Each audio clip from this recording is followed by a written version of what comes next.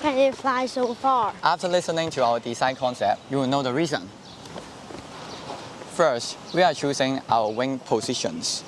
There are three choices: high wing, mid wing, and low wing. We choose the mid wing one, as we know the position of wings decide the glider's stability and performance. The mid wing designs offers several advantages. First, the mid wing configuration is a clean winner.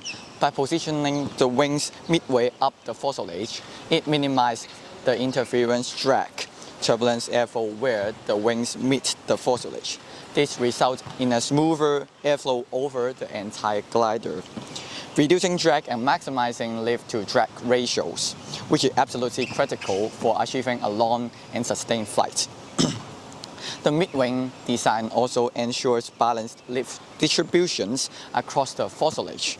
This enhances stability, allowing the gliders to maintain steady flight even in turbulent conditions.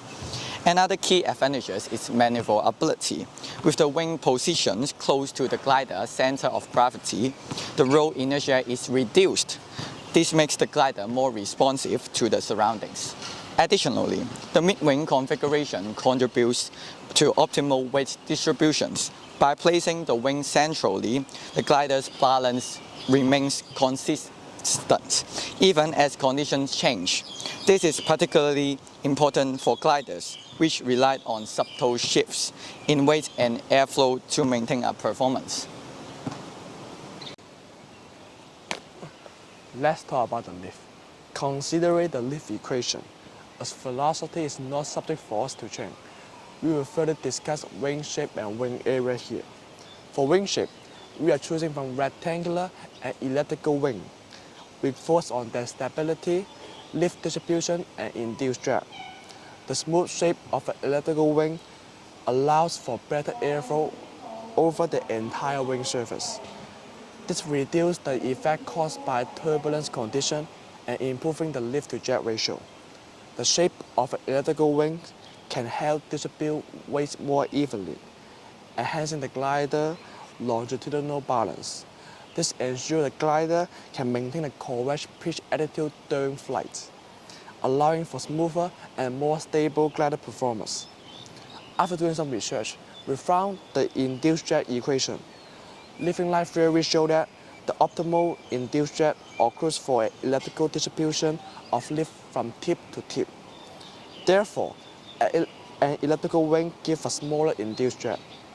For further explanation, it's because they provide a more uniform lift distribution, while rectangular wings experience a concentration of lift at the tips, which leads to a greater induced drag.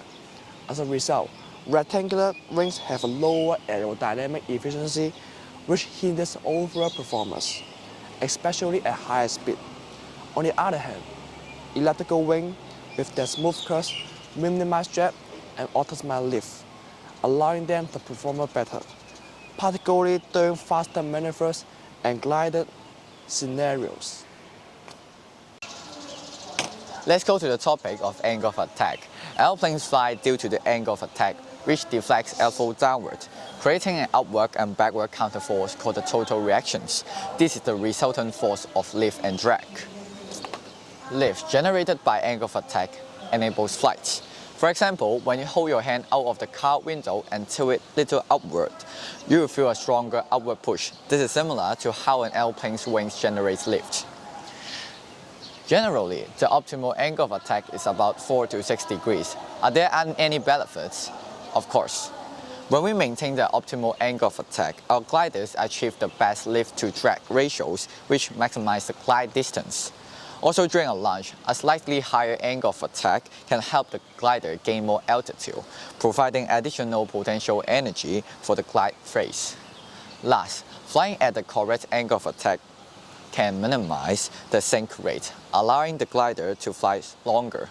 So we try our best to launch the glider at the optimal angle of attack in our practice. What is the next lesson? It's physics lesson. Our teacher will tell more detail of our glider.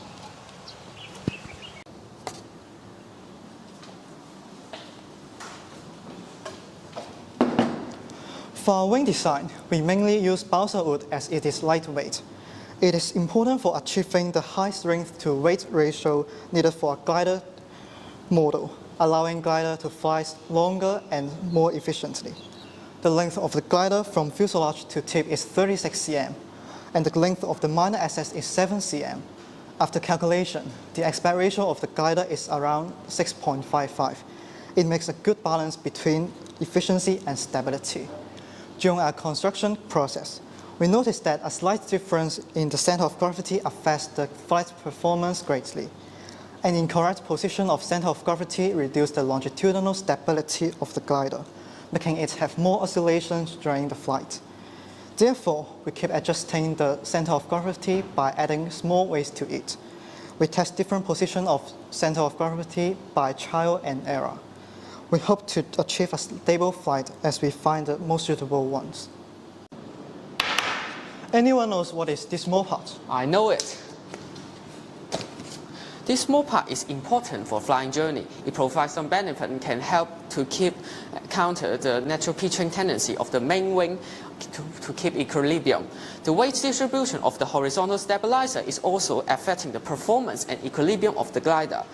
The horizontal stabilizer provides adaptability to the glider and adjusts the change in the weight distribution. It ensures stability for the flight. Besides, it provides a low moment arm from the center of gravity as a position at the tail of the glider. It allows small hearts generating significant pitching moments which can minimize the drag. This inconspicuous component provides key benefits to enhance the flight performance and efficiency. In conclusion, the design and performance of our glider rely on key aerodynamic principles, including optimal wing configuration, shape, and angle of attack. The mid-wing and elliptical wing design enhance balance, lift distribution, and reduce induced drag, while maintaining the correct angle of attack maximizes glide efficiency. Lightweight materials like balsa wood and careful weight distribution further improve stability and flight performance. The elliptical horizontal stabilizer helps maintain equilibrium, ensuring smooth and stable gliding. Through repeated testing and adjustments, we are achieving the ideal center of gravity for optimal flight as well. These factors collectively contribute to a high-performing and efficient glider. Let's see our trial flight. Here we go.